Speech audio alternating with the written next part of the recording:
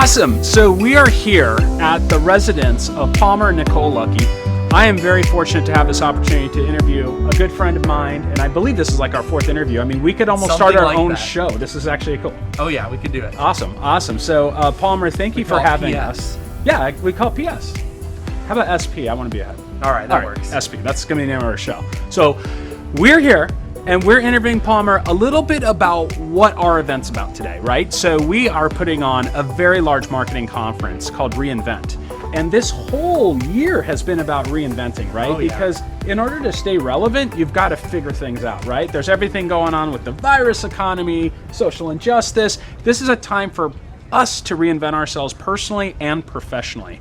Palmer, you're one of the greatest success stories in America.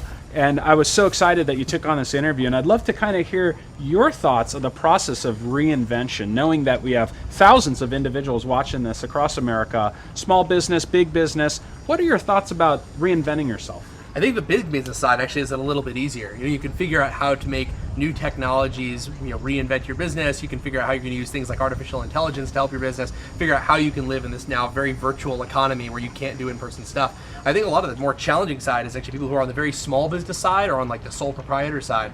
Because for many of them, the best way to reinvent their business or themselves is not to figure out how to make their current business adapt. It's to consider if maybe they need to throw away what they were doing before entirely and start from scratch. Sometimes it's better to start with something new, the best thing you can imagine for the current climate, than to try to pivot an old thing into a new climate. And that can be really challenging to do, but people have done it. On my side, I used to work in the consumer electronics industry. I started Oculus. I sold a lot of virtual reality headsets. And when I got fired by Facebook, it would have been easy to kind of go back into the media side, the video game side, the hardware side. That was where I was most comfortable. But I wanted to, I guess reinvent myself a little bit and work on something that I thought was more impactful. That's how I ended up working in the national security space. Right. And that was very much a case of throwing away most of the knowledge and expertise I had and saying, you know what, I need to work on the thing that I think is going to have the most impact in this world that we live in today, which is different than the world where I started my first company. Right, and you kind of reinvented yourself going from Oculus to Anduril before you really needed to reinvent yourself. How did you have that foresight? I mean, was it just something that you had in the back of your head and then you just went into defense? Like, can you talk a little bit about that? I had actually worked in an Army-funded research lab a long time ago. I kind of kept that with me along my whole journey. And I used to work at the University of Southern California's ICT mixed reality lab. And I was only there for a matter of months, but I learned a lot about how military procurement works, military R&D works, and I had kept that in my mind through my time at Oculus. And I kind of knew that if I was going to do something new, I wanted to work in that space. Right, and were you, a little bit nervous that this wouldn't succeed? I mean, this is a big risk. I've never been nervous about that. Everything that I do is going to succeed. Right. And that's probably not a rational assumption on my part, right. But it's proven out so far. Right. And so I'm going to keep believing it right. For as long as I can. And so you drew a little contrast between the big businesses reinventing themselves and then the small business. Some may have more challenge than others. If you were to boil it down, what would be the 2 or 3 variables that you would recommend for either of those?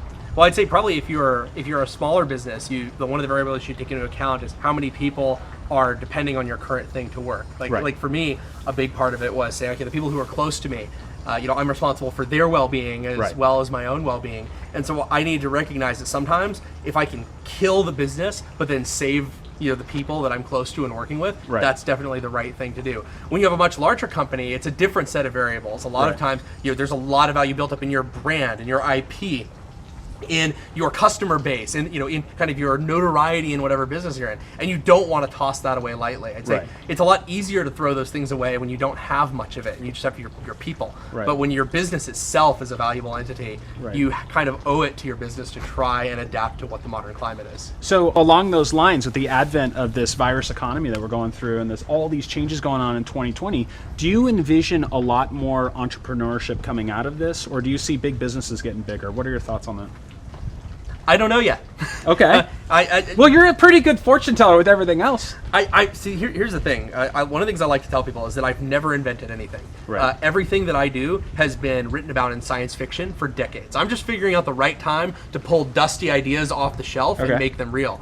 When it comes to actually predicting the future, like out of whole cloth, right. boy, that's really hard. And I just want to be honest, right. I can't predict a lot of this stuff because a lot of the things that are happening, they're beyond even what you would expect in sci-fi. Like sure. I've talked with friends a lot about if you had written sci-fi that said that, like, yeah, there's going to be a pandemic, and the particular social issues of the pandemic are going to be revolving around like whether or not you wear a mask, and that's going to become politicized in the middle of an election, it would have seemed like unreal and kind of not like, it would have seemed not plausible. And sometimes the real world is stranger than fiction.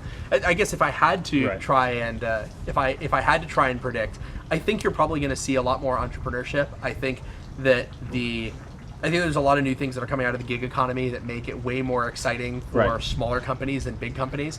One of the things I'm really excited about, and I've talked with you before, is ghost kitchens or dark kitchens. The idea of places that are making food specifically for delivery to a home. And I think that the virus economy has really put a huge boost on that idea. Because now you can have places where they don't have to be in expensive areas, they don't need a lot of space, they don't waste any of their ingredients, so you have no food waste, and you have competent professional people just making food at high velocity for hours on end. I think we're going to get to the point where it's cheaper to buy fully prepared food from a dark kitchen than it is for you to make it yourself with the raw ingredients, and that is something that I've seen investments in that accelerating, because all of a sudden investors are like, oh wow, there are going to be times where people actually can't even go out to the grocery store. And going back to what you just said about... and I guess like, yeah, big companies are going to own the delivery side of that, but it's the small companies that are going to own the creation side of that. It's a bigger opportunity. But you say that you're not good at telling the future and like seeing things, and you just pull things off that are dusty and create billion-dollar companies out of it. But how would you say that with Oculus? I mean, you basically created the modern virtual reality. Although that wasn't your core idea, you brought this to life. That doesn't feel like an old dusty thing to me. Well, the thing about virtual reality is it was a little bit dead. I mean, there was a big push for it in the 90s and early 2000s, and then it just totally collapsed with the rest of the dot-com bubble. So by the time I was working on VR, it was an idea, like the big companies were not working on it. Big tech companies were not working on it. It was the domain of very small research-oriented companies doing medical research, military research, some simulation stuff on the side, oil and gas. But I guess the idea had been around for a very long time, but nobody was working on it seriously. And to be honest, if any of the large companies had been seriously working on VR in the early 20-teens, they would have done exactly what I did, because they would have looked at the problem from first principles and said, how are we going to build a wide field of view headset? How are we going to solve the motion tracking problem? How are we going to solve the rendering problems? I think they actually would have figured it out. So that was actually a case of knowing the right time to pull that dusty idea off the shelf and say, hey, people tried this, they failed. That doesn't mean that it's a failure forever. It just means that it's a failure right now. People can look at that today in their current businesses. There are a lot of business models that have failed in the past that are going to succeed in the future, because now is the right time for those business models. And we've seen VR do so well in the gaming and other industries. Around virus economy, do you predict VR is going to benefit in certain verticals like healthcare or other applications? Any thoughts? VR is booming. I mean, the virus has hugely helped VR. Most of the major VR headsets are completely sold out. Production capacity is completely maxed. All of the major applications are seeing usage statistics that are way above their all-time highs that they've ever seen before. So VR has actually seen a huge corona boom. I think that we're going to continue to see that in other spaces. Like I think that you're going to see a lot of use of VR in medicine. I think you're going to see a lot in enterprise data visualization. But right now, the consumer side is what's booming, because everybody's stuck at home, not able to get out, and VR is an escape.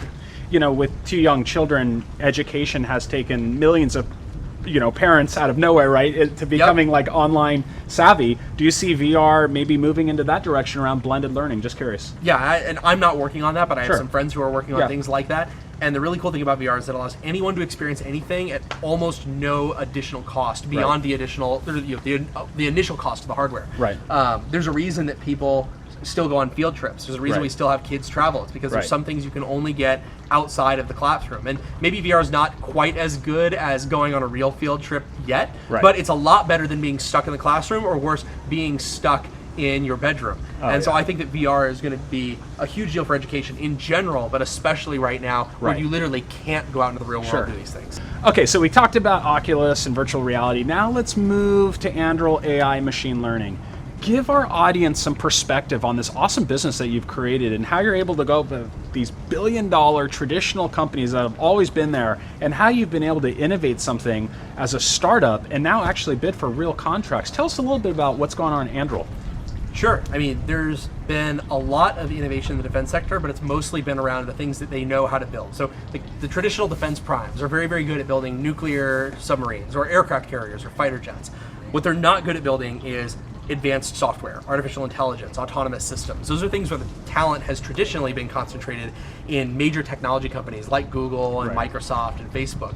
What we're trying to do is take people out of those companies and bring them into the national security sector, building things that would not exist if we were not building them. Because unfortunately, most big tech companies don't want to do work with the military. Now, whether it's related to their stock price or being in the Chinese marketplace or employee protests, everyone has different reasons. Right. But it remains a fact that they're not the ones that are going to build the things that the DoD needs in these areas. Right. And so what we've built is not a defense contractor, but a defense product company. Right. We use our own money to decide what to build, how to build it, when it's done, and then we just sell it to the government. This is the way that most enterprise and consumer businesses work, but it's not the way that most defense procurement works. Right. And so we're taking a model that has worked in other industries and applying it to the defense space, because that's the only way that you can incentivize people to work fast, to do the right thing for the right reasons at the right time. Right. And we've been having a lot of success helping the US Department of Defense and also our allies like the UK Ministry of Defense. With the thousands of people watching, you're one of the, that employer that a lot of people want to work for. What do you look for in the people that you recruit at Anduril? And just give us a little perspective on that. I look for a lot of things. First, I'll tell you what I don't look for. I don't look for the piece of paper. I don't care about degrees. I dropped out of college. Probably about a third of my employees dropped out of college, which is a lot higher percentage than even a lot of the tech companies. I definitely look for people who have a desire to build things even outside of what they've done for work. So I often ask people, what have you done that's not a class project, that's not a work project? What do you do for yourself that you just wanted to make? Right. Some people, we have one guy who makes recreations of medieval swords using traditional smithing techniques. Wow. We have other people who do really high-end, like gastronomic cooking with liquid nitrogen. Nice. Those seem like they're very two different things. Yeah. But they both show a passion to create something kind of just out of their own desire to make and build and create. Those are the people that I want at my company. Right. And one of the benefits that we have at Anduril is that we will buy anyone any software or hardware tool that they want for work projects or even for personal projects. Oh, wow. So if you want to go out and buy a $10,000 tool because that's what you need to do your personal project, we will buy it for you. Right. And sure, it's it costs money to give a benefit like that. Right. But that's how you keep those types of people happy. And it also means that those people, most of the things that I've bought for people, they've ended up using them in work processes. They've learned how to apply it to their work.